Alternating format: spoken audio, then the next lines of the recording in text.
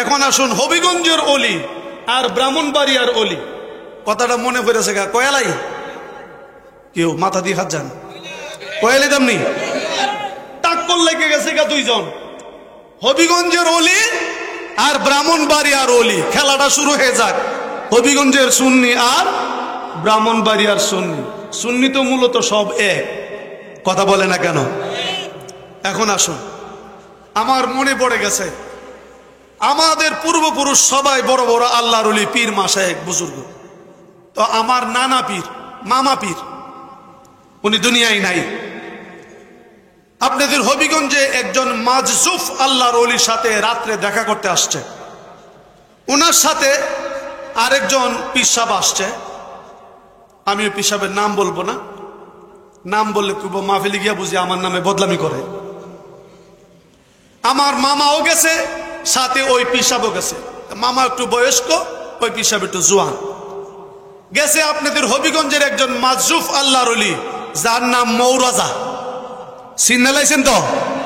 কেউ চিনছেন? কারা কারা হাতটা তুলে দেখান তো দেখি, মারহাবা কইতেন না? মৌরাজা কিন্তু একটা পাওয়ারফুল ওলি ছিলেন, যে চিনছে ওই। তো এই মৌরাজার সাথে দেখা করতে আসছে।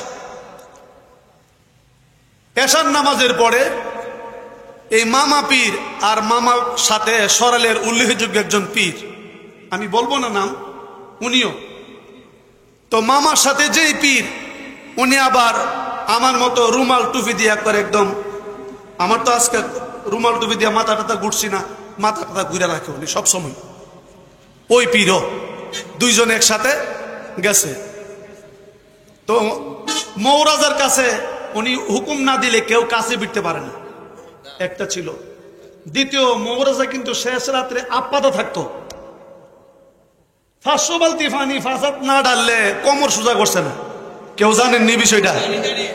বহু দূর থেকে রাত্রে বড় বড় উচ্চ শিক্ষিত লোক এই ফানি মারা, ফাঁসাত ফানি মারবার লাগি, বালতির শরিকিবার লাগি আইতো, বালা মুসিবত কাটবার লাগি। এই ওয়াজ শুনলে তো এই ফাড়াতন মৌলবীরা কইব, ইতা বুঝি কথা কত হইব কেমনে, তোরা তো ফেটটা আর বাহিটা কিতা কইতাম, হিডা সারা তো আর কুস্তা বুঝোস না। হিডা কইলে দোষ আর কামটা বানাইলে দোষ না। আজ গো ফেসবুকের মনে 12-14 জন দেখছি হ্যাঁ কামো, কথা কয় না। কি আলেমরা তোর উত্তর দেন না, কথাটা হাসান মিছা? এটি কইলে দোষ, এই কামও দোষ না। ওলি আল্লাহর দরবারে গিয়া গাঞ্জা হা, যে বেটা গাঞ্জা হা এরে ফালায়া বাইরে বাপডা আস না, অসুবিধা নাই। কিন্তু তোর মাজার রাত বাকিটা করছে, কথা কয় না। মাজারের গ্রিলটি খুললা নিতেছে গা, হের বাড়ির বেড়াত লাগালে তো কেমন ফুইনির করে ফুইন, চিন্তা করে। এখন মৌরাজার কাছে দুজন গিয়ে বসছে। এর মধ্যে একজন হবিগঞ্জ থেকে কেউ একটা তাবারক নিছে। উনি কিন্তু আটকা কুতো তাবারক ফাঁকা ফাঁকা এসারলে খাইব, 3-4 দিনের উপাস, খাদেম টাদেম সাইড ফাইডে বই দিছে, একটু খাই তারবো। তো হঠাৎ করে মৌরাজা আবার কইতো পানিত ফালা। যারা জানেন ওই তো পানিত ফালা শেষ খাওয়ান। এক বিড়ি মুরগা সুরগা লয়ে গেছে, বাইজাটা যা করে ফুলাউ টুলা দিয়ে সকলতে মনে করছে খাইবো, হেরা সামনে আনছে, পরে দেখো ফারিত ফালা সব খাওয়ান শেষ। তে মামা, আমার মামা পীর আর সাথে যিনি পীর সাহেব রুমাল দিয়ে যিনি মাথাটাকে ঢাকা রাখছে, হঠাৎ করে মৌরাজা বলতেছে, তোমার রুমালটা দেও। রুমালটা দিছে। ও তোমার টুপিটা দেও। টুপিটা দিছে। ফুট করে মেজ দা আগুন লাগাইয়া রুমাল এবং টুপি ফুরা লাইছে। সুবহানাল্লাহ, কি কাল্লা কইবেন? রুমাল টুপি ফুরা লাইছে। ওইরা কোজাউগি, হবিগঞ্জের ভাষায় কোজাউগি। তখন যারে ফুটছে, আমি তো আর আসলাম না, উনি আমারে কইতাছে। ব্রাহ্মণবাড়িয়ার অলির কেরামতি প্রকাশ করতে গিয়া উনি আমার এই কথাটা কইতাছে। হবিগঞ্জের অলি আর ব্রাহ্মণবাড়িয়ার অলি যে যোগাযোগটা কি, অথচ যেই সময়ের কথা এ সময় ফেসবুক বাইরে। তো আমার বলতেছে হঠাৎ করে, তো আমি তো গেছলাম, তো মামারে জিজ্ঞেস করলাম মৌরাজা সম্পর্কে কি জানলেন। মামা পীর বলল ওনার এলমে মারেফতের গভীরতাটা কদ্দূর আমি তলাটাই খুঁজা পাইছি না। বুঝলাম না আপনার সুবহানাল্লাহর আওয়াজটা আপনারা দিলে মাজার 14টা ভাঙবো হারা করে। আল্লাহু আকবার গণ, আরো জোরে গণ আল্লাহু আকবার, এভাবে আওয়াজ দিবে। এখন রাত্রে আসার পরে যখন যাও গি যে সময় কইছে এ সময় সচরাচর গাড়ি চলে না, বেড়া যে জায়গা বইতো আমি এই জায়গাটা দেখছি না, ওনাদের কথা যেটা বুঝছি আর কি। এখন খাদেমরা যামো কই, খাদেম একটা মসজিদ বলে আছেন দাঁড়ে ওইখানে গে হইতা হেন সহালে যায়েন গা। তো রুমাল ফিসা বজুর কইতাছে আমার তো রুমালও নাই টুপি নাই, আমি কেমন যাবো হগলে আমার বাইরে চিনবো।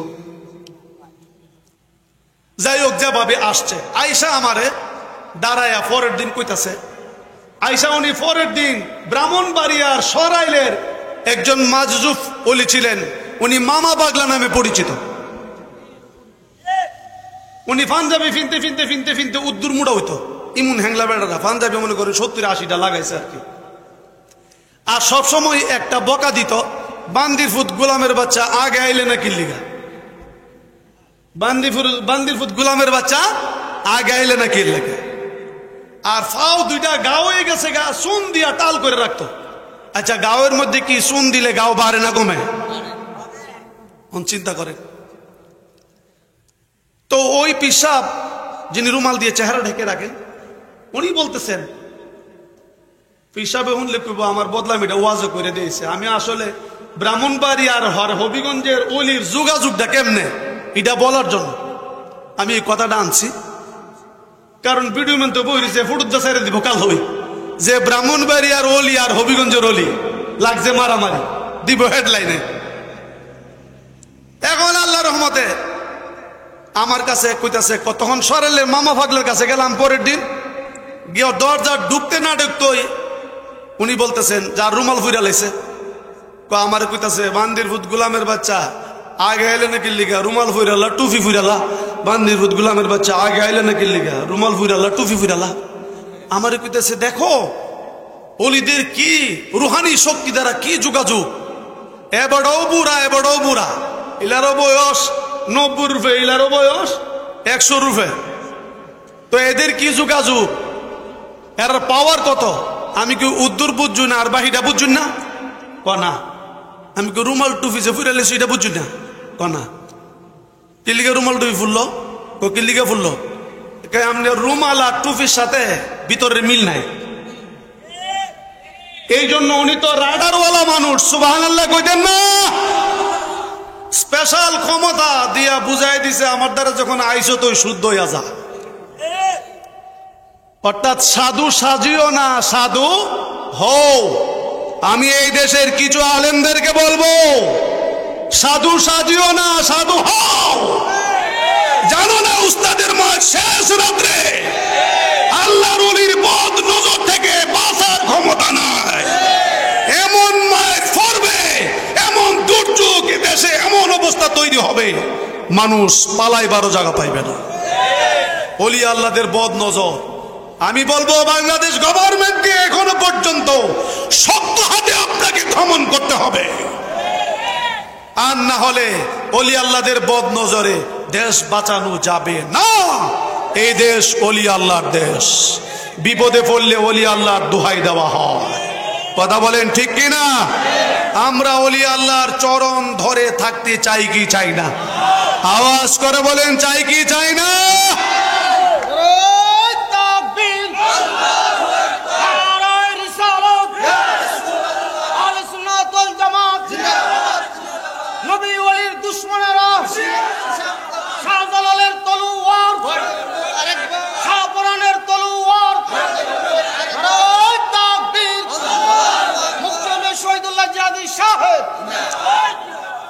কিন্তু সবচাইতে আমি আজকে আলেমদেরকে নিয়ে বসে একটা কথাই বললাম, আমি সারা বাংলাদেশের সমস্ত মানুষদেরকে জানিয়ে দিতে চাই, আমি আরো স্মরণ করাই দিতে চাই বাংলাদেশের সকল পীর মাশায়েখগণকে। বাংলাদেশের আমি নাম নাই বললাম, নাম বললে মন বেজার হয়ে যাবে, দরবারে ভক্তদের মন বেজার হয়ে যাবে। কিন্তু সত্যকে ধামাচাপা দিয়ে রাখা যাবে না। ওলি আল্লাহদের মাজার ভাঙতেছে, বাংলাদেশের বড় বড় পীরের দরবারগুলির পিশাবগুলি এখনো পর্যন্ত চুপ কেন? কথা বলেন, আমি কি ঠিক বলি নাই? এই সিলেট থেকে ধরে, চট্টগ্রাম থেকে ধরে, পশ্চিমবঙ্গ থেকে ধরে উত্তরবঙ্গ পর্যন্ত বাংলাদেশের যত বড় বড় দরবার, যেই দরবারে হাজার হাজার লক্ষ লক্ষ মানুষ মুরিদ, তাদের জবান বন্ধ কেন? তারা এখনো পর্যন্ত কেন এক একটা দরবার থেকে প্রতিবাদের গর্জন কেন এখনো পর্যন্ত উঠায় না? এটা বাংলাদেশের সুন্নি মুসলমান জানতে চায়, সুন্নি আলেমরা জানতে চায়, দরবারগুলি নীরব কেন? নীরবতার কারণ কি? আপনারা কি ওই সমস্ত ওলিদের পক্ষে না? গাঁজা খাওয়ার পক্ষে এদেশের কোনো মানুষ সাপোর্ট করবে না, মদ খাওয়ার পক্ষে কোনো মানুষ সাপোর্ট করবে না। এখন এই বেড়া সিফাত বয়া গাঁজা খায়, গাঁজা যেমনে দেয় যার মাধ্যমে আয়ে আগে হেরে ফিটার তুল। কথা বলে না? যে দিকটা গাঁজা আনা নেওয়া করা হয় এই দিকটা বন্ধ করো। যেই দোকানে গাঁজা বিক্রি করা হয় ওই দোকান তালা লাগাও। যেই দোকানে লাইসেন্স দিয়ে মদ বিক্রি করা হয় ওই দোকানে আগুন জ্বালাও। একটা কথা আছে যে বিহুব বেড়ার বউ বলে হগলতের বাউজ দিকর বাবি। বিহুব বেড়ার বউ হগলতের বাবি, কারণ ওলি আল্লাহদের দরবারে যারা থাকে এরা সরল সোজা থাকে, এরা ফিডা মুরা জানে না, মনে করছে ইডিতে গিয়ে ইচ্ছা মতো করতে ফিডি, ইডিতে ফিটলে কি লাভ হইব? এরারে মারণ ওই কুইরা বেড়াইতেছে না, যদি আরেক গ্রাম ফিডা হায়া নিজের বাড়িতে সহ্য করতে না পাইরা আপন বউ রে ফিডার তুলে। এমন কতগুলি কুইরা জামাই আছে কি নাই? এই কুইরা জামাইয়ের খাসিলত আর আমরা দেশের এই মোল্লার খাসিলত ব্যবধান নাই। এই মাজারে যে পাগল ফুইর পয়রা টুরা তাহে এরারে বাইরান আর একটা বিডিরে বাইরান, এর মধ্যে কোনো ব্যবধান আছে?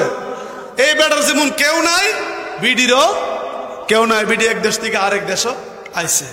কিন্তু দুঃখ পরিতাপের বিষয়, আমি এখন থেকেই বলবো, আজকের এই তারিখ থেকেই বলবো, বাংলাদেশের সকল পীর মাশায়েখগণ একসাথে প্রতিবাদের জ্বর উঠান।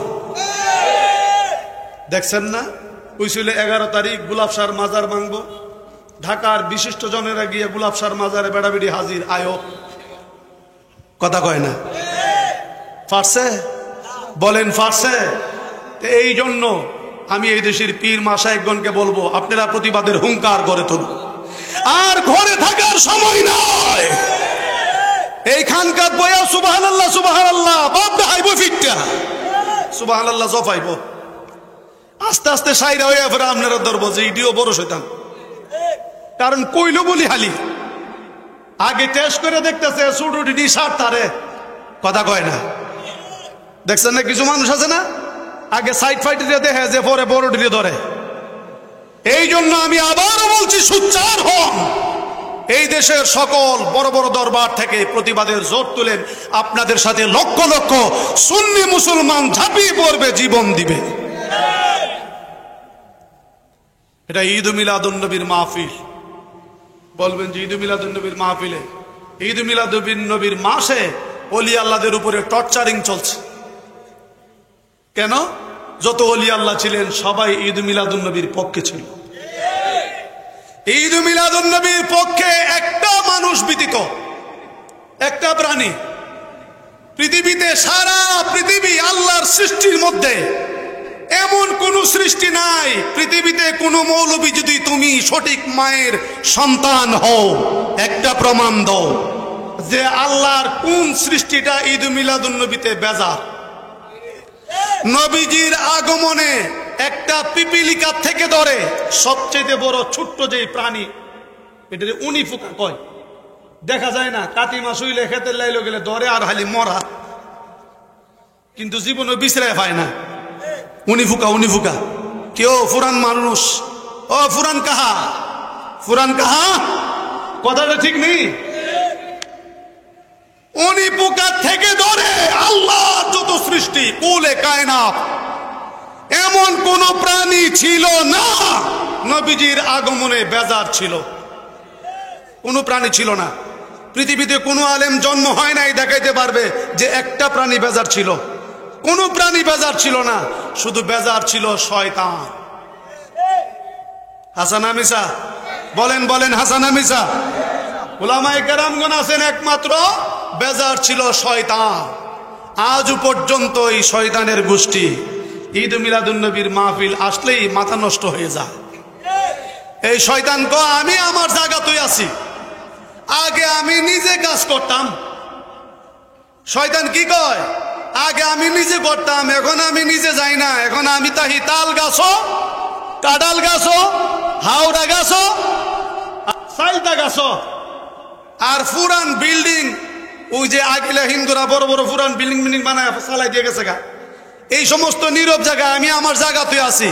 আমি আমার প্রতিনিধি পাঠাই দিছি টুপি পাঞ্জাবি পরাইয়া, কাজ হেরাইন করে, অন আমার কর লাগে না।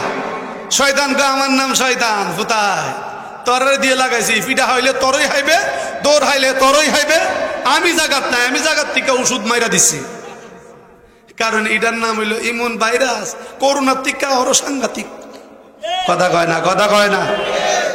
এখন যদি কেউ মাজারে মানত করা যায় কিনা, এই প্রশ্নটাই আসে।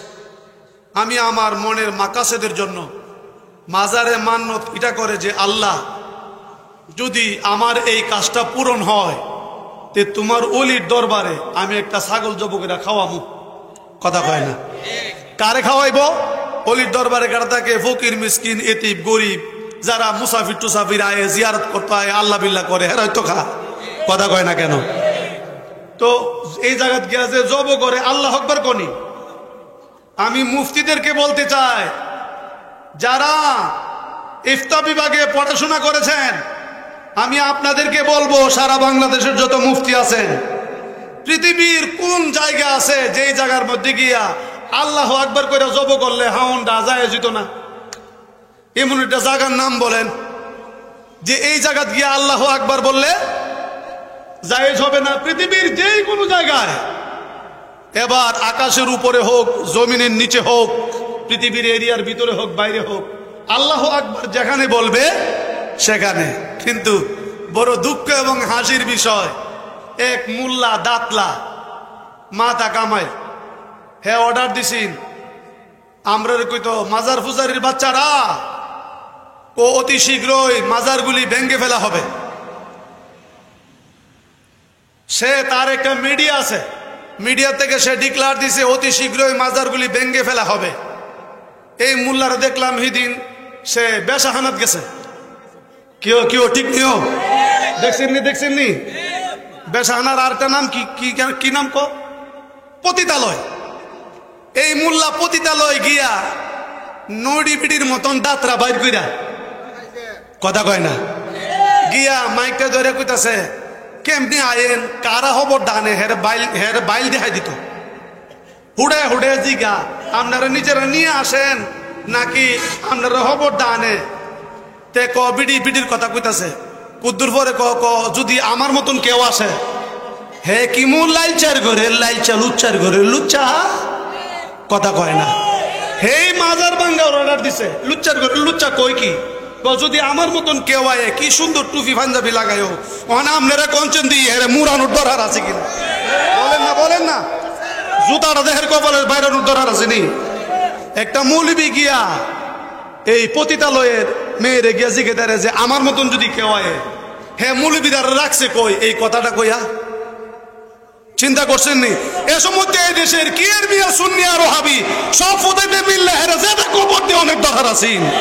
বলে তুই এ দেশের সব মৌলবীর গলা কাটতে লাইছত ফুট, তুই পতিতালয়ে গিয়া হেই সর্বপ্রথম অর্ডার দিছে মাজার ভাঙতে। আমি জিজ্ঞেস করব প্রশাসন কি ওই লোকটাকে দেখে না? না দেখার কারণ কি? জাতির কাছে জবাব দিতে হবে। টুডে ওর টোমরে সুন্দর করে গিয়া ক আমার মতন যদি কেউ আসে, এরপরে বিডি কয় আলহামদুলিল্লাহ বাবা রে, আর হে 80 টাকার বেহাই। এরপরে হ্যাঁ যদি আমি আসি, বিডি কয় মাশাল্লাহ আরো আলহামদুলিল্লাহ। চিন্তা করছেন? চিন্তা করছেন? একটা মৌলবী তার প্রতিবাদ করলো না যে কিরে জানি না তুই মোল্লা না মুন্সি, কিন্তু সুরতরা তো মৌলবীর লাগাইছ, লাগায় গিয়া পতিতার লইয়ের বিডির কস যে আমার মতন যদি কেউ আসে তাহলে বুঝা গেল হেরা আওয়াজ আওয়া কইরা অভ্যাস আছে। ইডি কইলই জেহাদির দোষ। হ্যাঁ, আপনারা তো সবাই জানেন না এরা যে কত নিচে নাইমা গেছে, কত নিচে। এখনো পর্যন্ত এ দেশের কওমি বলেন, যে কোনো মসলকের আলেম বলেন, কোনো প্রখ্যাত আলেম এই অর্ডার দিতে পারে না যে মাজার ভাঙ্গালাও। বলেন না? বলেন না? কোন আলেমের সন্তান আলেম হয়ে মাজার ভাঙ্গার কথা বলতে পারে না। কেন না? যারা মাজারে, যারা যেখানে শায়িত আছেন সবাই আল্লাহর বন্ধু। আল্লাহর বন্ধু হলেই সেখানে জিয়ারতের জায়গা হয়, সাধারণ মানুষের জন্য মাজার হয় না। কথা বলেন ঠিক কি না? এই মাজারওয়ালারা এই দেশে ঈদ মিলাদুন নবী, যারা মাজারওয়ালারা এরাই দেশে ঈদ মিলাদুন নবী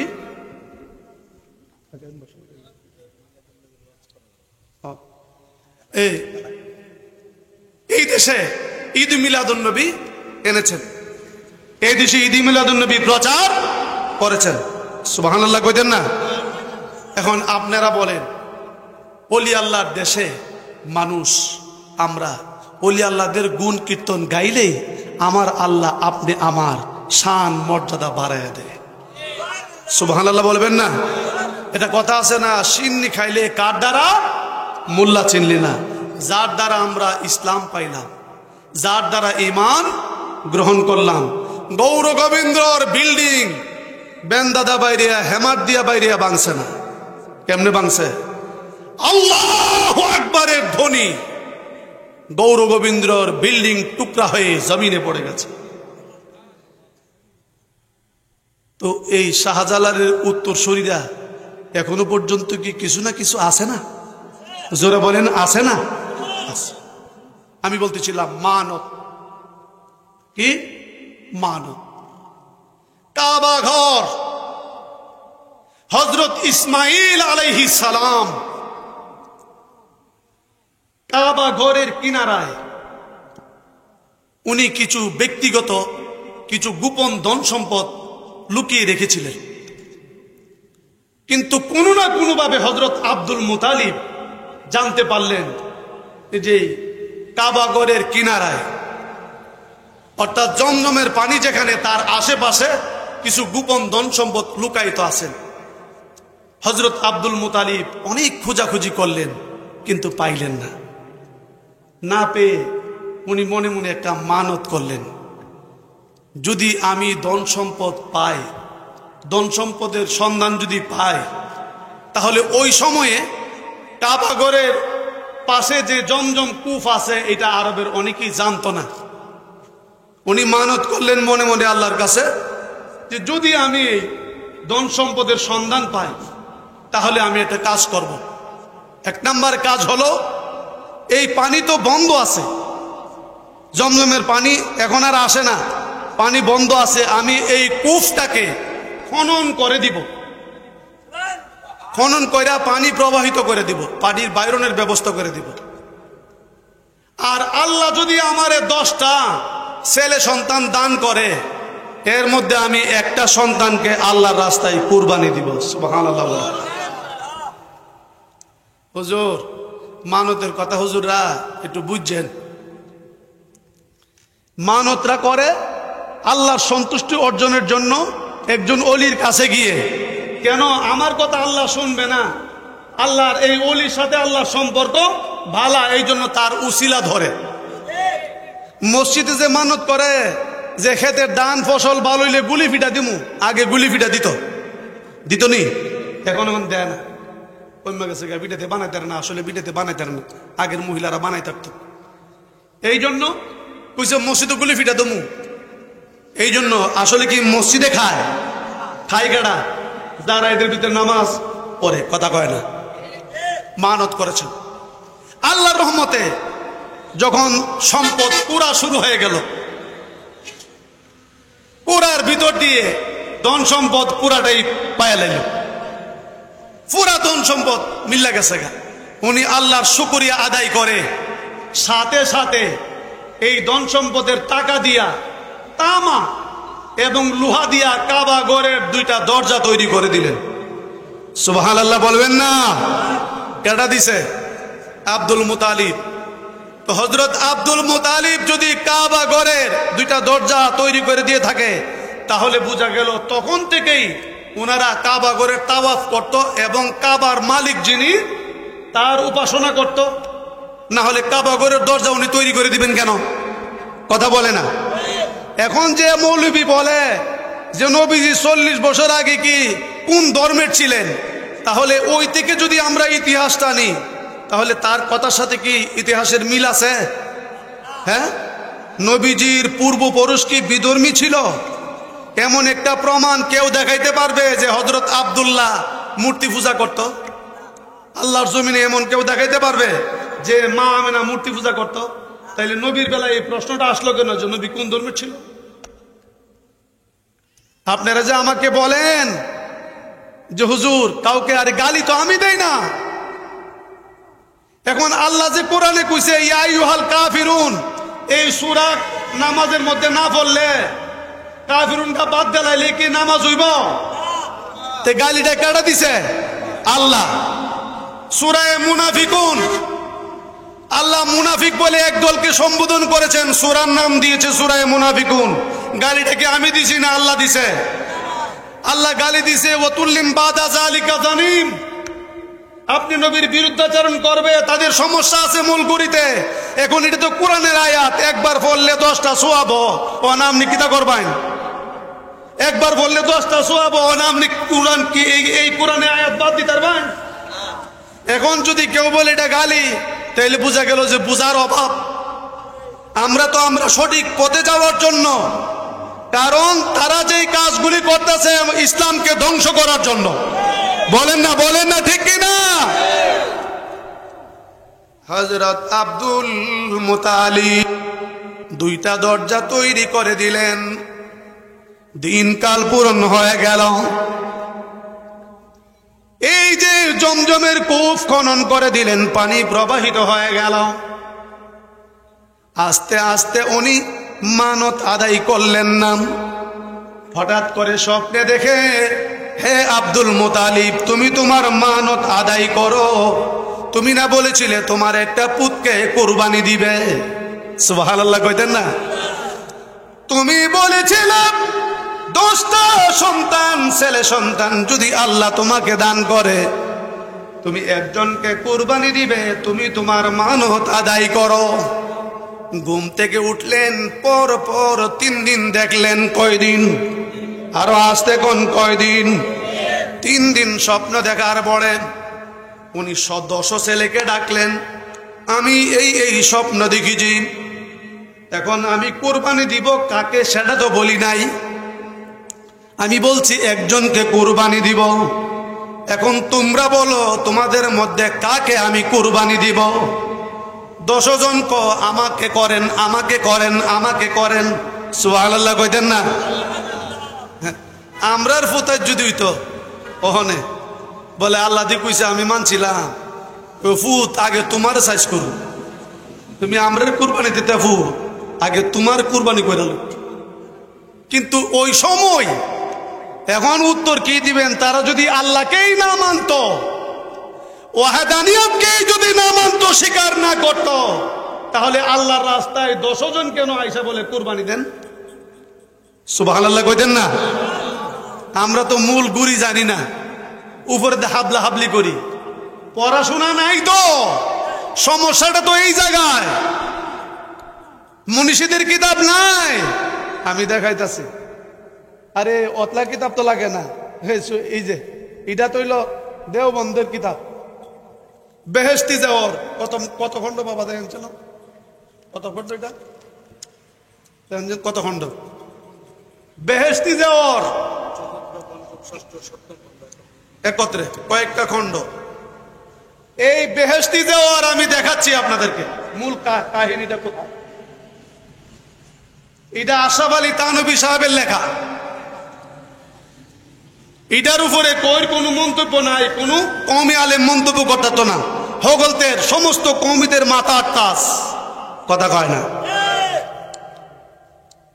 10 জন আমাকে করেন, আমাকে করেন, উনি আমি কারে করুন, তাইলে তো আর এমনি হইতো না। এতে বালা লটারি দিয়া দেয়, যার নাম উঠুক। সুবহানাল্লাহ কইলেন না? যে লটারি দিছে, হযরত আব্দুল্লাহর নাম উঠছে। সুবহানাল্লাহ আসতে কোন। এখন চিন্তা করে দেখলেন, আব্দুল্লাহ হইল আমার আদরের ফুত, বেশি আদর করি, চেহারাটা জলমল করে, আর ললাটের মধ্যে আলাদা একটা নূরে ঝিলিক মারে। সুবহানাল্লাহ কি আসতে কইবেন নাকি? আদরের ফুটটারে দ্বিতীয়বার লটারি, দ্বিতীয়বার দেওয়ার পরে এই ফুতের নামই উঠে।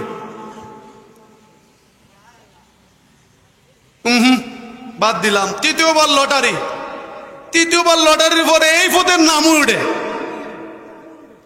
এখন উনি কয়, কি রে বাবা তোমার নাম দৌড়ে?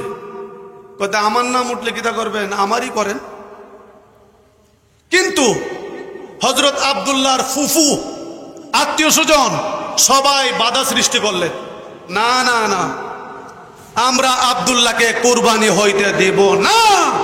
সে আমাদের সবচেয়ে বড় প্রিয় আদরে, যার চেহারা দেখলে সব দুঃখ বেদনা মুছে যায়। সবাই মিল্লা কথা এলে একজন ধর্ম পণ্ডিতের কাছে যাওয়া হোক। ইমাম গাজ্জালি রহমতুল্লাহ তার হাকিকত স্পষ্ট ভাষায় লিখতেছেন। ধর্ম পণ্ডিতের কাছে গেলেন। ধর্ম পণ্ডিত তাওরাত কিতাবের পণ্ডিত, জবর কিতাবের পণ্ডিত, ইঞ্জিল কিতাবের পণ্ডিত। পণ্ডিতের কাছে যাওয়ার পরে পণ্ডিত কিছুক্ষণ চোখ বন্ধ করে রাখলেন।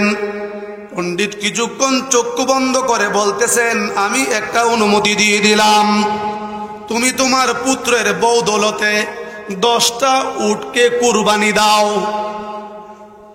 যদি 10টা উট, তখন নিয়ম ছিল যদি পশু কুরবানি কবুল হইতো আল্লাহর দরবারে, সাথে সাথে আকাশ থেকে একটা আগুন এসে ওই জীবটাকে পুড়াইয়া ছারখার করে দিতেন। এখন ধর্ম পণ্ডিত বলতেছেন, আমি বলে দিলাম 10টা উট কুরবানি দাও, যদি কুরবানি কবুল না হয়, আগুন এসে যদি না জ্বালায়, দ্বিতীয়বার আরো 10টা দিবা। এইভাবে যতক্ষণ কুরবানি কবুল না হয় দিতেই থাকবা। সুবহানাল্লাহ কইতেন না? হযরত আব্দুল মুতালিব বড় ধনী ছিলেন। সুবহানাল্লাহ কইতেন না? বুঝেন না? বাদশাহরা কি কামটা করছিল? উটমুট সব আগের থেকেই অনেক উটের অধিকারী আছে। 10 10 100, 10 10 কত? 100 উট কুরবানি দেওয়ার পরে 9 বার দিলেন 10টা করে, কাম হইল না। 10বার যখন 10টা উট কুরবানি দিলেন, দেখা গেল হযরত আব্দুল্লাহর পরিবর্তে একটা আকাশ থেকে আগুন এসে উটগুলাকে জ্বালিয়ে দিলেন। সবাই যা বুঝার বুঝে গেলেন যে কুরবানি আল্লাহর দরবারে কবুল হয়ে গেছে। কিন্তু এই খবর আরবের সব আনাচে কানাচে ছড়িয়ে পড়ল। আরবের মহিলারা কয়, কারণ দেখবেন যেই এলাকায় কোনো সম্মানিত ছেলে মহল্লায় সকলের কাছে সুনাম, সকলের কাছে প্রিয়, সকলের কাছে আলোচিত ব্যক্তি হয়, দেখবেন অনেক যুবতী মেয়েরা তাকে মনে মনে লাইক করে, আমার জামাইটা যদি ইমন হইতো। সুবহানাল্লাহ কইতেন না?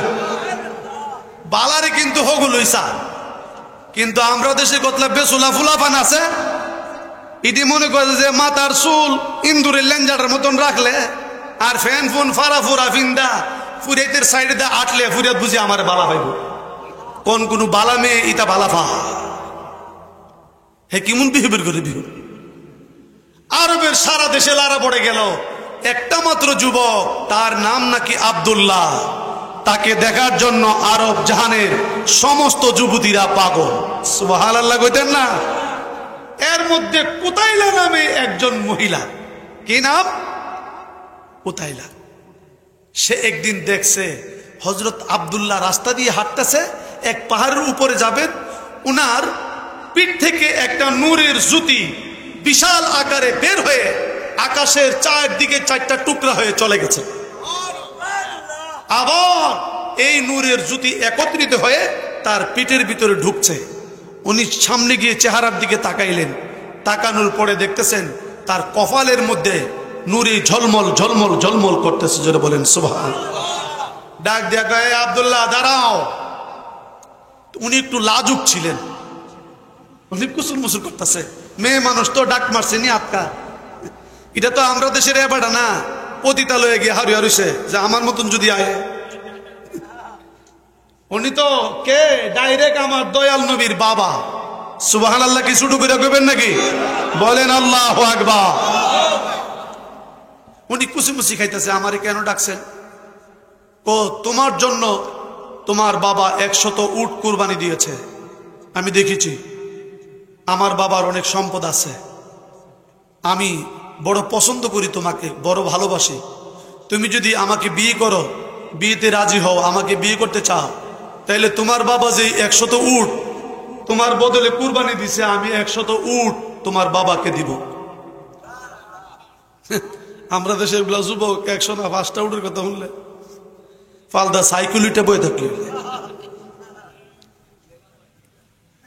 বলা যাবো গাড়ি দিয়া সাইকেল মাইরালে।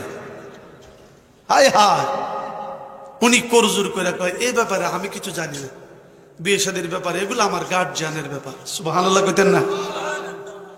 হায় হায়, আমার নবীজির বাবার অবস্থা, যেই দিকে যায় সেই দিকে সুগন্ধ আর সুনাম চতুর্দিকটা ছড়ায়া পড়ল। এরই মধ্যে হযরত আব্দুল্লাহ শিকারীর মধ্যে যখন বের হয়ে গেলেন শিকারি করবেন, চতুর্দিকটা ইহুদিরা তাদের গ্রন্থের মধ্যে জানতো মুহাম্মদ যার গর্ভের থেকে আসবে, যার পেশানির থেকে নূরে মুহাম্মদী আসবে, যার মাধ্যমে নূরে মুহাম্মদী ঢুকবে আসবে, ওই লোকটা এমন এমন ব্যক্তি, এমন এমন তার নাম হতে পারে। তারা আগের থেকেই মক্কার চতুর্দিকটা এমনভাবে তারা মানুষটাকে খুঁজতেছিল মারার জন্য। কারণ যদি এইভাবে নবীর বংশটা যদি চলে যায়, শেষ জমানার শেষ নবী যদি এই বংশ থেকে চলিয়া যায়, তাহলে ইহুদিদের মধ্যে আর জীবনে নবী হবে না, চলে যাবে কুরাইশ বংশের মধ্যে। তারা টার্গেট করলো যেইভাবেই হোক আব্দুল্লাহকে মারতে হবে। সন্ধান পেল শিকারীর জন্য, হযরত আব্দুল্লাহ বের হয়ে গেছে। হযরত আব্দুল্লাহকে মারার জন্য চতুর্দিক দিয়ে আক্রমণ করলেন। ওয়াহাব জুহুরি দূর থেকে দেখলেন আকাশ থেকে একদল বাহিনী এসে ওই মানুষগুলিকে এমন ভাবে আক্রমণ করলেন, সবাইকে দৌড়াইয়া যার যার জায়গায় পৌঁছাই দিলেন। আবার মানুষগুলি আস্তে করে উপরের দিকে উঠে গেলেন। এবার ওয়াহাব জুহুরি কয় এই আব্দুল্লাহর সাধারণ মানুষ না। বাড়িতে গিয়া তার স্ত্রীর সাথে পরামর্শ করে ডাক দিয়া বলেন, স্ত্রী গো, আরব জাহানে একটি মাত্র যুবক আমি দেখেছি যার নাম হচ্ছে আব্দুল্লাহ, যার পেশানির মধ্যে একটা নূরের জ্যোতি ঝলমল ঝলমল করে। আমি মনস্থ করেছি আমার মেয়ে আমেনা সবচেয়ে বড় পর্দানিশী, সাধারণ মানুষের সাথে কথা বলতে চাই না, লাজুক আমার মেয়ে। আমি মনে মনে ভেবেছি আমার এই মেয়ের জন্য আব্দুল্লাহ একমাত্র উপযুক্ত পাত্র। আল্লাহু আকবার। তাহলে বিয়ের প্রস্তাব পাঠাও। বিয়ের প্রস্তাব পাঠাইলেন, দুনো দল রাজি হলো, বিয়ে হয়ে গেল। আমি আজও দেখেছি বিয়েটার দিন ছিল বৃহস্পতিবার দিবাগত রাত। আপনারা বলেন আগের বিয়া কি দিন হইতো না রাত হইতো? আওয়াজ করে বলেন না, দিন হইতো না রাত হইতো? রাত্রে বিয়ে হয়ে গেল। হযরত আব্দুল্লাহ বলেন আমি তখনকার দেশে একটা নিয়ম ছিল, জামাই যখন শ্বশুর বাড়িতে বিয়ে করার পরে একাধারে শ্বশুর বাড়িতে 3 দিন থাকবে। মা আমিনা বলেন আমি কত মহিলার কাছ থেকে আব্দুল্লাহর কাহিনী শুনেছি, আমি জীবনও আব্দুল্লাহকে দেখি নাই। আব্দুল্লাহ যখন আমার বাসর ঘরের ভিতরে ঢুকলো, আমি আগেই নজরটা করলাম তার পেশানির দিকে। আমার বান্ধবীরা আরবের মহিলারা যখন বলতো আব্দুল্লাহর পেশানিতে নাকি নূরের একটা জ্যোতি, আমি দেখালই এবার মা আমিনা বলেন, আমি যখন আস্তে করে উড়নাটা উপরে উঠাইয়া তার চেহারার দিকে চাইলাম, দেখতেছি একটা আলাদা নূরের তারকার মতো নূরে ঝলমল ঝলমল ঝলমল করতেছে। আমি এই দৃশ্য দেখে এক দুই আমার লজ্জা ছাড়িয়া আস্তে করে স্বামীর কাছে গিয়া আমি তার মাথা বরাবর দাঁড়াইয়া আমি চোখের পানিটা টপ করে ছেড়ে দিলাম। জীবনে দেখি নাই, আমি জীবনে বুঝি নাই, আমি শুধু দেখলাম, দেখেই আমি আশ্চর্য হয়ে গেলাম। আব্দুল্লাহর প্রেমে পড়িয়া আমি আমার ঠোঁটটা আস্তে করে তার পেশানির মধ্যে লাগাই দিলাম। যেই মাত্র লাগাই দিলাম, আমি দেখি নূরে মুহাম্মদীটা ছোট্ট করে আলাদা হইয়া আমার মুখের ভিতর দিয়া প্রবেশ করে আমার পেটের ভিতরে ঢুকতেছে। আমি যেন দেখতেছি একটা বরফের চাকার মতন শীতল ঠান্ডা হয়ে আমার পেটের ভিতরে ঢুকতেছে। যেই মাত্র আমি তার শীতলতা ঠান্ডা অনুভব করতেছি, এরই মধ্যে চতুর্দিকটা কারা জানি আমার কানে কানে বলে দিতেছে, আমিনা গো তোমার ভাগ্য ভালো, তোমার ভাগ্য খুলে গিয়েছে। এই মুহূর্তে তোমার গর্ভের ভিতরে যিনি প্রবেশ করেছেন উনি হচ্ছেন আখির জমানার পয়গম্বর নবী মুহাম্মদুর রাসূলুল্লাহ সাল্লাল্লাহু আলাইহি ওয়াসাল্লাম। জোরে বলেন আল্লাহু আকবার, আরো জোরে বলেন আল্লাহু আকবার। মিলাদুন নবী পালন করলে বেমার আরম্ভ হয়। আপনারা সিরাতুন নবী পালন করেন, সারা 12 মাস মিলাদের পরে সিরাত হয়, সিরাতের পরে মিলাদ নয়। আগে জন্ম, তারপরে হচ্ছে কর্ম। আপনি সিরাত পালন করেন, আমিও সিরাত পালন করি, কোনো বাধা নাই। কিন্তু মিলাদুন নবীর মাসে আমরা মিলাদ পড়ি, আপনার ভালো না লাগলে পড়েন না, কিন্তু আপনি তো কাউকে বাধা দিতে পারেন না। কি বলেন? আপনি কি কাউকে বাধা দিতে পারেন?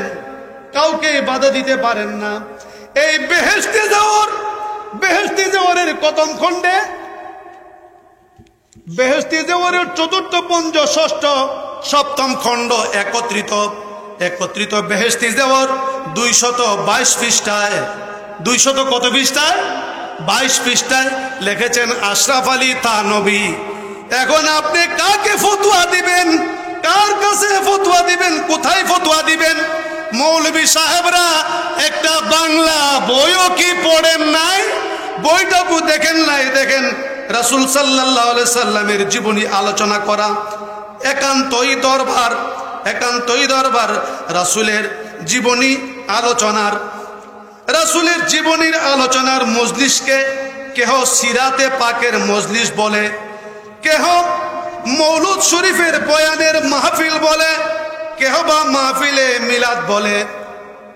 আসল উদ্দেশ্য একই, ভাষা ভিন্ন ভিন্ন। ইহা অত্যন্ত জরুরি। মুসলমানদের ঘরে ঘরে এবং দোকানে দোকানে শুধু বৎসরে আধাবার নয়, একবার নয়, শুধু রবিউল আউয়ালের চাঁদেও নয়, মাসে মাসে, সপ্তাহে সপ্তাহে এই মাহফিলের মিলাদের অনুষ্ঠান হওয়া নিতান্তই বাঞ্ছনীয়। হ্যাঁ, এখন ফতোয়া কারে দিবা?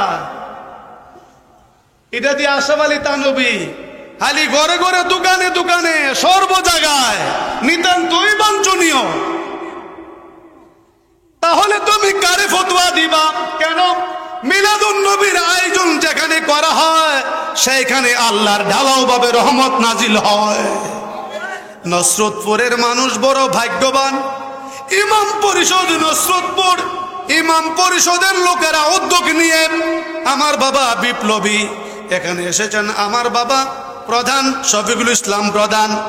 এই বিপ্লবী গত বছর থেকে না আরো আগে, তৃতীয় বছর আপনাদেরকে এলাকাবাসীকে লইয়া ডাইকা পরামর্শ কইরা বুদ্ধি দিয়া উৎসাহিত কইরা মাহফিলের কাজটা যে তৈরি করেছে, ব্যবস্থা করেছে, আপনারা উৎসাহ পেয়েছেন। টাকা কি উনি দিছে না আপনারা দিছেন? কি বলেন? সবাই মিলে টাকা পয়সা দিয়া খরচ কইরা কি লাভ পাইলেন? কতটুকু পাইলেন দলিল মাকালা আবু বকর সিদ্দিক রাদিয়াল্লাহু তাআলা আন মান ইনফাকা দিরহামান আলা কিরাতিন মাউলুদিন নবী সাল্লাল্লাহু আলাইহি সাল্লাম কানা রাফিকি ফিল জান্নাত। সিদ্দিক আকবর বলেন, যিনি মিলাদ মাহফিলে 1 টাকা খরচ করবে, দান করলো, সে হাসরের ময়দানে আমার সাথে আমার বন্ধু হয়ে জান্নাতে থাকবে। কেউ পিছনের বাবারা আল্লাহু আকবার কোন দিন কইবেন? বলেন না আল্লাহু আকবার, আরো জোরে বলেন ইয়া রাসূলুল্লাহ। মা আমিনা বলেন, যেই রাত্রে আমার সন্তান গর্ভে ঢুকছে, ঠিক এই রাত্রে আমি যখন ঘুমাইলাম, শেষ রাত্রে, বিশাল আকৃতির মানুষ, 50-60 গজ লম্বা হবে একটা মানুষ আমাকে এসে বলেন, আমিনা তোমার ভাগ্য খুলে গেছে, তুমি তো বড় ভাগ্যবতী, তোমার কপাল খুলে গেছে, তোমার গর্ভে আখিরি জমানার পয়গাম্বর ঢুকেছে, যিনি নবীগণদেরও নবী। উনি জিজ্ঞেস করেন, আপনি কে? আমারে খবর দিতে আসছেন? এত বড় মানুষ তো আমার জীবনও দেখি নাই। ডেকে বলেন, আমি না, আমাকে চিনবে না, আমি হচ্ছি সারা জগতের আব্বা। সুবহানাল্লাহ কইতেন, হচ্ছি আদি পিতা আদম আলাইহিস সালাতু ওয়াস সালাম। আমি মা তোমাকে খবর দিয়ে গেলাম, তুমি বড় ভাগ্যবতী মহিলা, তোমার গর্ভের মধ্যে আখিরি জামানার পয়গম্বর ঢুকেছেন, যেই নবীজি সকলকে সুপারিশ করবে, যেই নবীজি সবাইকে সুপারিশ করবে, বড় বড় গুনাহগারগুলিকে জাহান্নাম থেকে জান্নাতে নিবে। আজকে বেঈমানের গোষ্ঠী বলে নবীজির মাতা পিতা নাকি জাহান্নামী। বলেন না, এই ওয়াজটাও যদি না করা যায় তাহলে মাহফিলের সার্থকতা কি? কারণ নবীজির পিতা মাতাকে যদি জাহান্নামী বলে, ওই ব্যক্তি যত বড় আলেম হোক তাকে আলেম বলা যাবে না, ফাক্কা মুনাফিক। যারা বলেন ঠিক কিনা? আলেম হতে পারে। আমার নবীজি আসছে। মা আমিনা বলেন, আমি বের হইলে মানুষ আমার কাছে হয়ে যায়, নাক টানে। সুবহানাল্লাহ কইতেন না? আমি জিজ্ঞেস করলাম, নাক টানে কেন? আমি জিজ্ঞেস করলাম, নাক টানে কেন? সবার মুখে মুখে একটা আলোচনা শুরু হয়ে গেল। ও আরবের মানুষ, জীবনে কত সুগ্রাম দেখেছি, জীবনে কত সেন্ট আতর দেখেছি, কত দ্রব্য দেখেছি, কিন্তু আমেনা কি আতর শরীরের মধ্যে লাগায়, যেই দিক দিয়ে আমেনা বের হয় ওই রাস্তাটা সুগন্ধে মোহরিত হয়ে যায়। সবাই জিজ্ঞেস করে। হযরত আব্দুল মুতালিব কয়, আমি নিজেও তো জানি না। সুবহানাল্লাহ কইতেন না? আমি নিজেও তো জানি না আমার পুত্রবধূ কি আতর ব্যবহার করে। মা গো, আমার বড় কষ্ট লাগে, মানুষে কথা কয়, আমি নিজেও জানি না, আমার 14 গোষ্ঠীও এমন আতরের গন্ধ পায় না। কোথায় টাকা পাও, পয়সা পাও, তুমি সেই সুগন্ধ দ্রব্য তুমি কেন ব্যবহার করো? আমি জানতে চাই, এই দ্রব্য পাও কোত্থেকে, আমাকে একটু সন্ধান দিবা। চোখের পানি ছেড়ে বলেন, বাবা আল্লাহর জাতের কসম, আমি কোনো আতর ব্যবহার করি না, আমি কোনো সুঘ্রাণ জাতীয় দ্রব্য ব্যবহার করি না। কিন্তু আপনি জানেন না, যেই দিন থেকে আমার কানে এলান হয়ে গেছে আখিরি জামানার পয়গম্বর আমি হতভাগিনীর পেটের মধ্যে ধারণ করেছি, ওই দিন থেকে আমি যেই দিকে যাই পুরা রাস্তাটা মেশকো আম্বরের গ্রানে সুশোভিত হইয়া যায়। এই হচ্ছে আমার নবী। যেই আলোচনা করলে আশেকের আত্মার খোরাক হয়, ঈমান তাজা হয়, যেই কথা বললে, যার আলোচনা করলে আনন্দ আসে, যার কথা বললে মনে শান্তি পায়, ভিতরে আনন্দ যোগায়।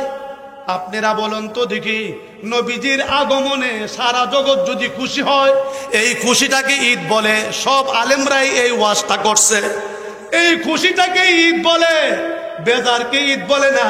তো আমি সমস্ত আলেমদেরকে অনুরোধ করে বলবো, এবার খারিজি হন, লামাজাবি হন, যেই দলের মৌলবি হন, আলিয়ার মৌলবি হন, কোমের মৌলবি হন, আপনারা শুধু একটা কথা, আমি একটা প্রশ্ন রাখলাম, কোন জাতি, আল্লাহর কোন সৃষ্টি আমার নবীজির আগমনে বেজার হয়েছিল?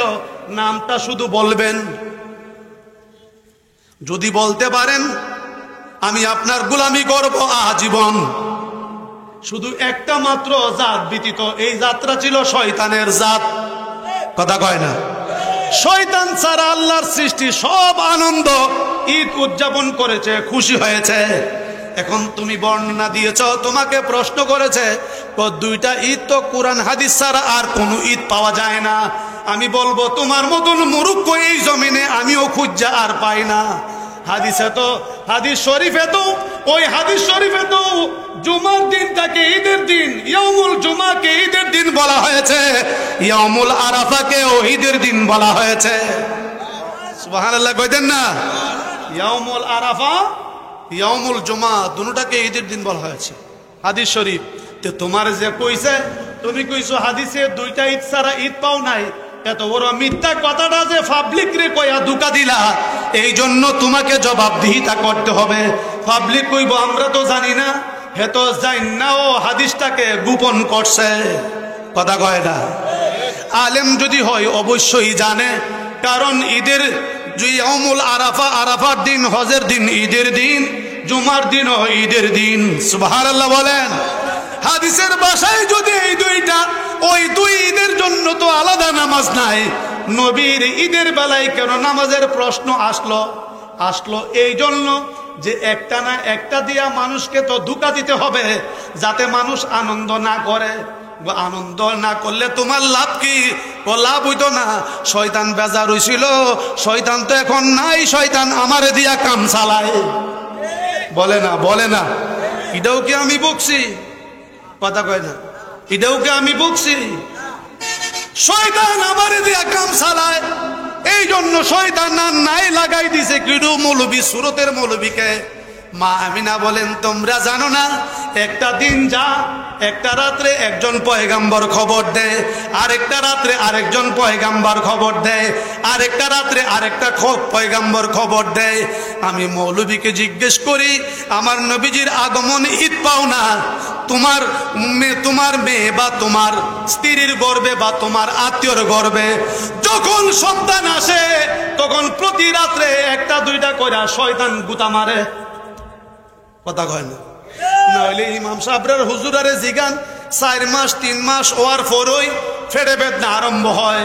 ডাক্তারে ওষুধ দিলে এই ফেড়ে বেদনা ভালো হয় না, কেননা নজর লাগছে। মহিলার গর্ভে বাচ্চা থাকলে ফেড়ে বেদনা হয়, এটার আলাদা তাবিজ আছে, দেওয়ার সাথে সাথে 2 ঘন্টার ভিতরে বালা। বোঝা গেল তোমার আত্মীয়, তোমার স্ত্রীর ফেডের ভিতরে বাচ্চা, এই বাচ্চারে দর্শে ভূতে জিনে লাগে হুজুরের তাবিজ। কথা কয় না?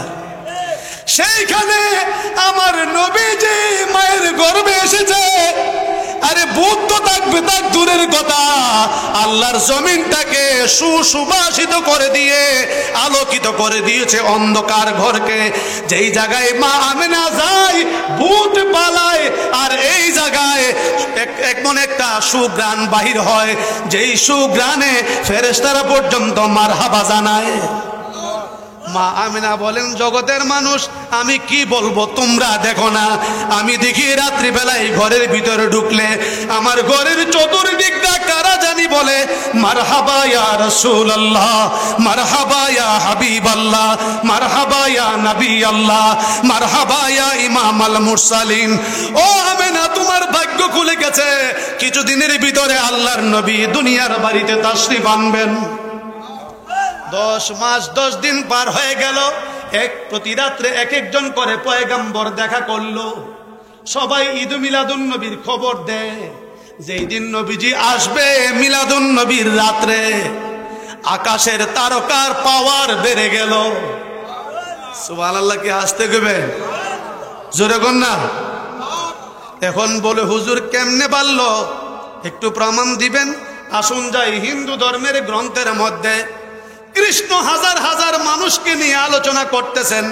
একজন শিষ্য জিজ্ঞেস করে, প্রভু পৃথিবীতে যার আগমন ঘটবে, রাসূল দুনিয়ায় আসার 1175 বছর আগে শ্রীকৃষ্ণের জন্ম হয়।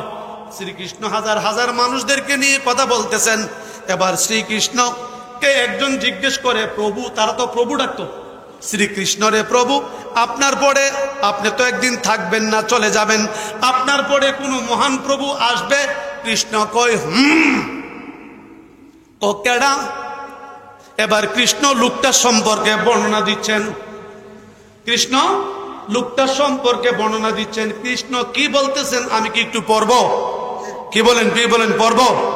কৃষ্ণ বলতেছেন, বেদাহমেতং পুরুষং মহান্তয় আদিত্য বর্ণং তমস্য পরস্তা তুমি বিদিত্য হিমিত্তুমিতি নন্য পন্থা বিদ্যহতেও না নত্র সূর্যবাতিম চন্দ্র তারকং নেমা বিদ্যুৎ বাণ্ডিত কতহৈ মগ্নি তমে ভ্রান্ত মনুবাতি সর্ব তস্য ভাষা সর্বমিদং বিবাতি এত শ্লীনন্তর স্বচ্ছ আচার্যন সমম্বিত মোহাম্মদ ইতিহাস শিষ্য শাখা সমম্বিত নিপুষ্টেপ মহাদেবং মুরুস্থল নিবাসিনম গঙ্গ জলের সংস্থাপ্য পঞ্চগব্য সমম্বিতে চন্দনাদি বীরবচ্চ তুষ্টব মনস্তে হরম নমস্তে গিরিজানাত মুরুস্থল নিবাসিনম ত্রিপুরা সুর্ণাশয় মোহময় প্রবর্তিনে মৃচ্ছাই গুপ্তাই সুচ্ছাই সচ্চিদানন্দির পীনে তং মং হিং কিং কিরণ বিদ্যি চরণার্থম উপাগতম। আল্লাহু আকবার বলুন। কৃষ্ণ বলতেছেন বেদাহমেতং পুরুষং, এটা এমন একজন পুরুষ আদিত্য বর্ণং যার বর্ণের মেসাল আমি দিতে পারবো না। তমস্য পরস্তা তমে বিদিত্য হিমিত্তিমিতি, এটা এমন একটা পুরুষ তমস্য পরস্তা হেমস্ত বেদাহমেতং পুরুষং মহান্ত আদিত্য বর্ণং তমস্য পরস্তা বিদিত্য মিতি মৃত্যু এমন একজন পুরুষ আমার পরে আসবে যার দ্বারা চন্দ্র সূর্য গ্রহ নক্ষত্র আলোকিত হয়ে যায়, যার দ্বারা চন্দ্র সূর্য গ্রহ নক্ষত্র আলোকিত হয়ে যায়। এমন একজন পুরুষ আমার পরে আসবে, এত শ্লীন অন্তর সত্য একটা জিনিস আমার রাডারের মধ্যে ধরা পড়েছে। উনি এমন একজন মহাব্যক্তি এমন এক সময় আসবে আর মুরুস্থল নিবাসিনম মরুভূমিতে দেশটা থাকবে মরুভূমিতে অবস্থান করবে। মুরুস্থল নিবাসিনম চন্দনাদি গুচ্ছ তুষ্ট মনস্তে হরম, আল্লাহর জমিনে চন্দ্র সূর্য যা আছে সব তার নিচে সারেন্ডার। সুবহানাল্লাহ বলবেন না? আল্লাহু আকবার বলবেন না? কি বলতেছেন?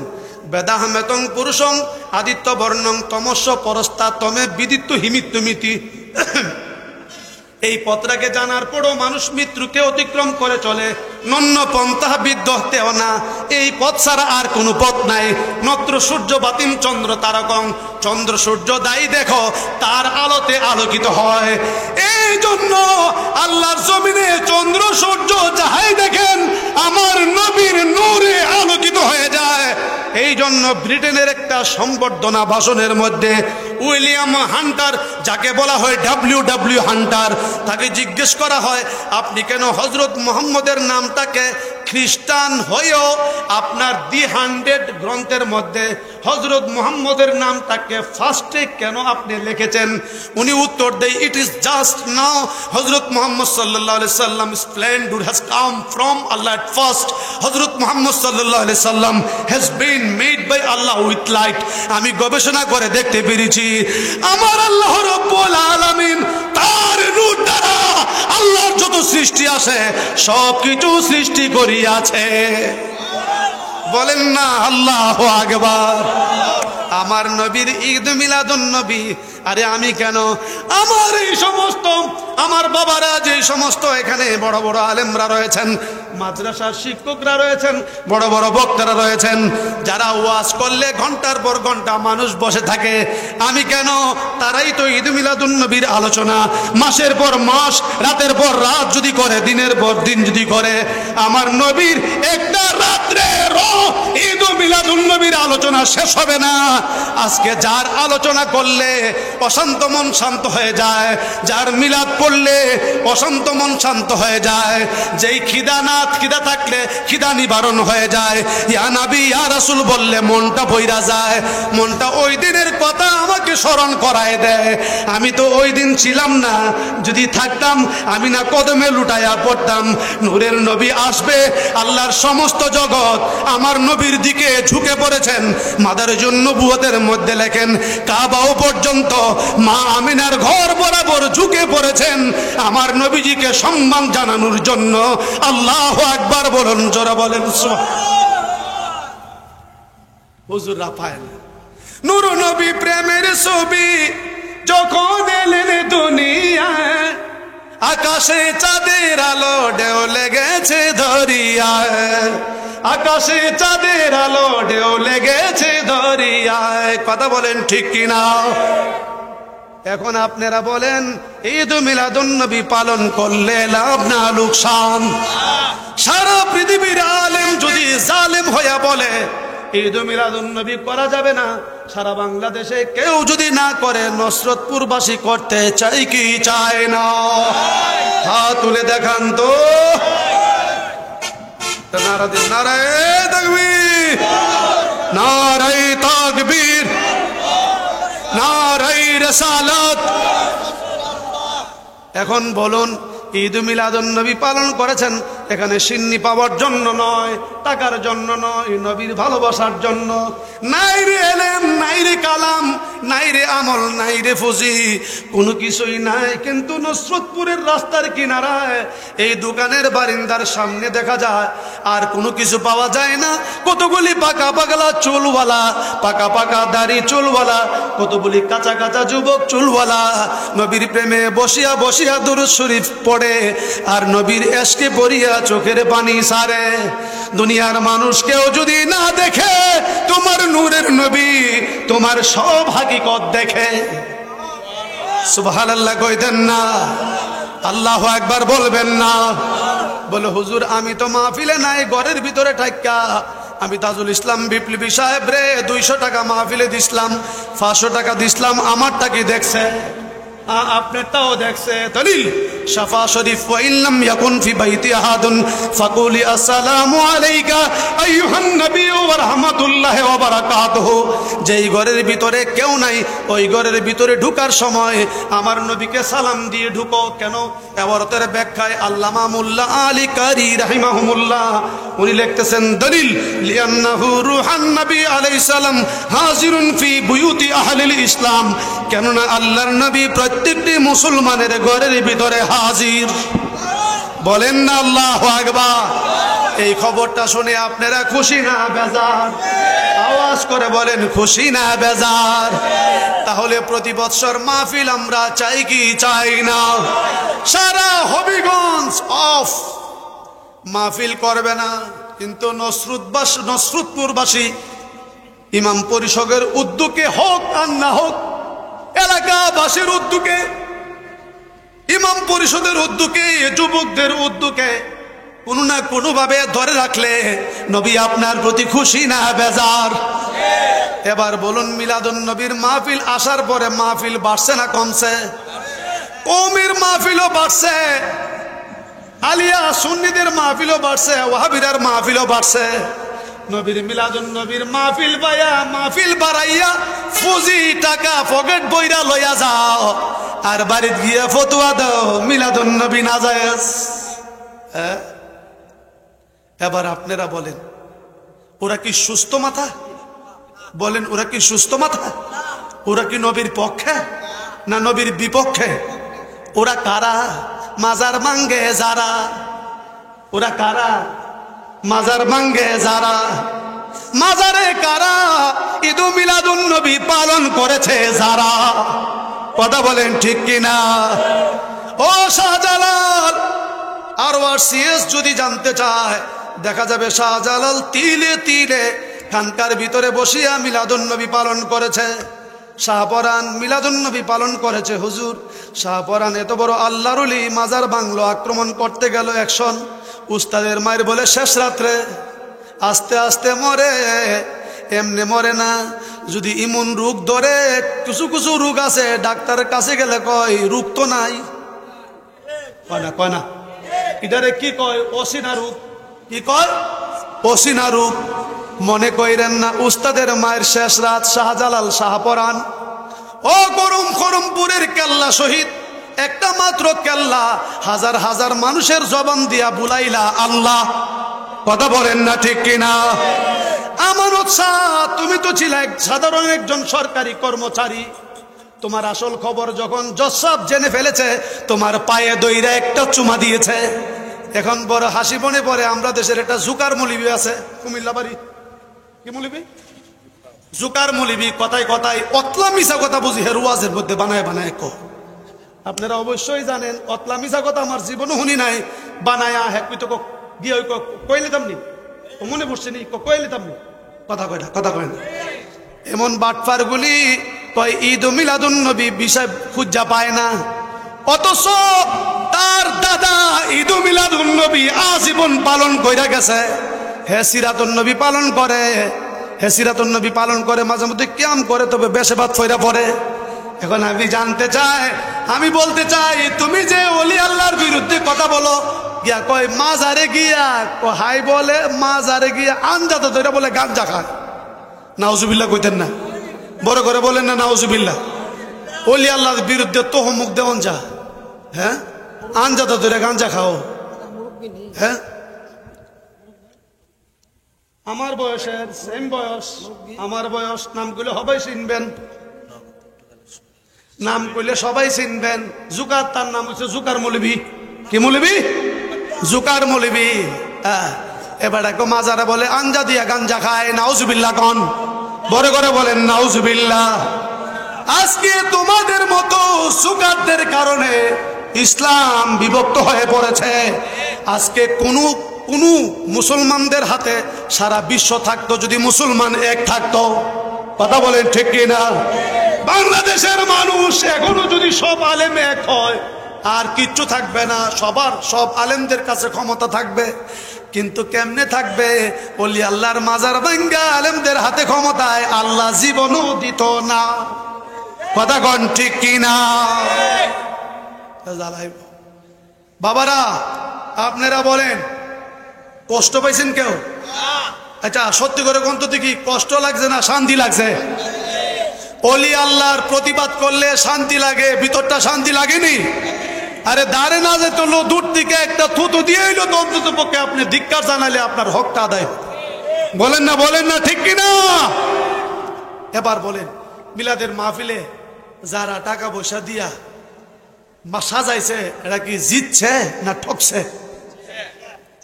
আমরা জিতার মধ্যে আছি না ঠকার মধ্যে আছি দলিল قال عمر رضي الله تعالى عنه من عظم مولد النبي صلى الله عليه وسلم فقد أحيا الإسلام قال عثمان رضي الله تعالى عنه من انفق درهما على كرة مولد النبي صلى الله عليه وسلم فقد أنما غزوة بدر وحنين